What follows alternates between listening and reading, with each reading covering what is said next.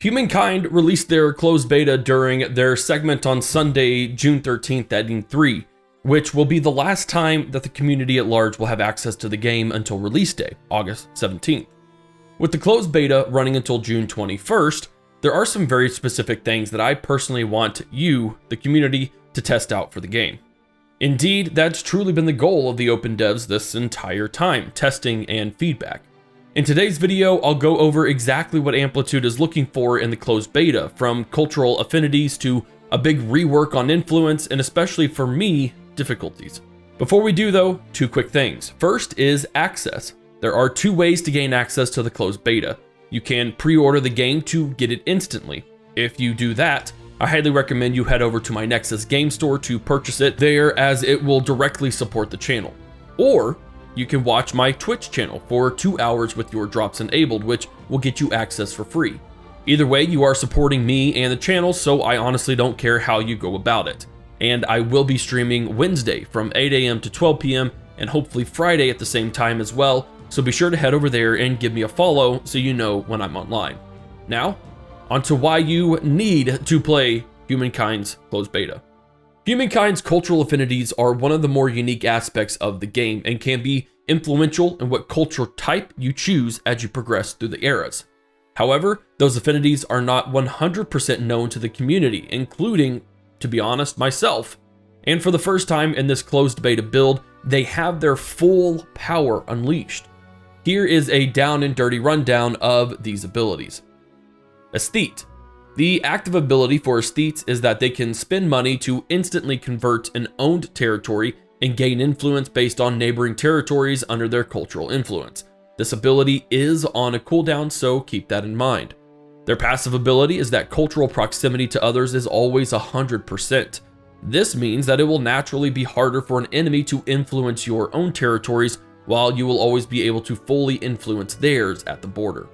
Agrarian.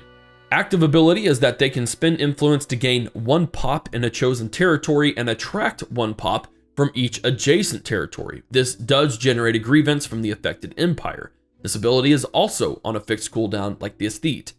Their passive ability is that they gain 5 stability instantly when gaining a new point of population. This is pretty crucial for late game eras. Builder. The Builder's active ability is that they can convert money and science into industry, and this is not on a cooldown. The passive ability is they gain 10 stability instantly when finishing a new district. This is extremely important to consider, as it negates the -10 stability you get from building that district. Expansionists. Expansionists are an interesting culture, as they can spend money to let an army steal ownership of a territory over a few turns, although that will generate a grievance, so keep that in mind. Their passive ability is that they can freely trespass, allowing them therefore to use their active ability more easily. Merchant. The Merchant's active ability is spending influence to instantly construct resource extractors in territory owned by other empires, which is, in my opinion, pretty huge. Their passive is a discount on buying resources, more income from outgoing trade routes, and they can resell any resource they bought. I love the concept behind merchants, and definitely need to try to play them more. Militarist. Your militarist can actively raise an army of home guard units from any city, although I have not tested it to see if these units are improved from the last open devs, as they were very underwhelming earlier in development. Their passive is a +30 increased war support resting point, giving them the ability to justifiably declare war quicker than any other faction.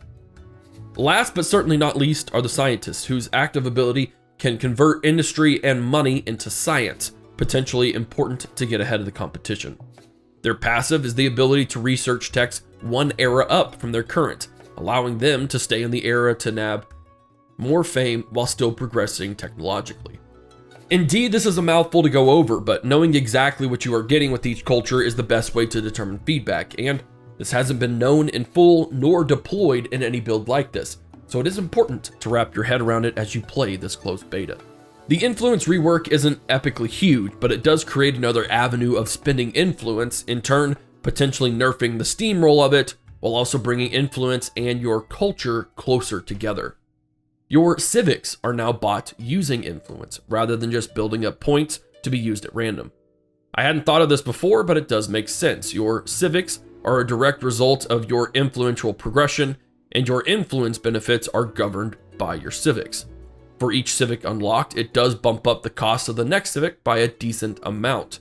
Again, this makes influence a bit more useful across the board, and I've already found times where I did not enact a civic as I was wanting to save up my influence to build an outpost or connect said outpost to a city.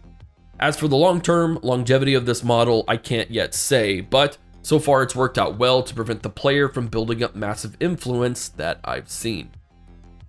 The last section I want to very briefly mention about feedback from you guys is the difficulty settings.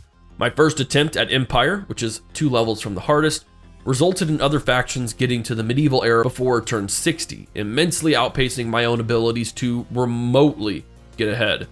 It seems a bit overkill to me so far, and fairly impossible to beat the AI with anything above the normal Metropolis difficulty, but again, I don't tend to min-max, so maybe I'm just not great at the game. You tell me.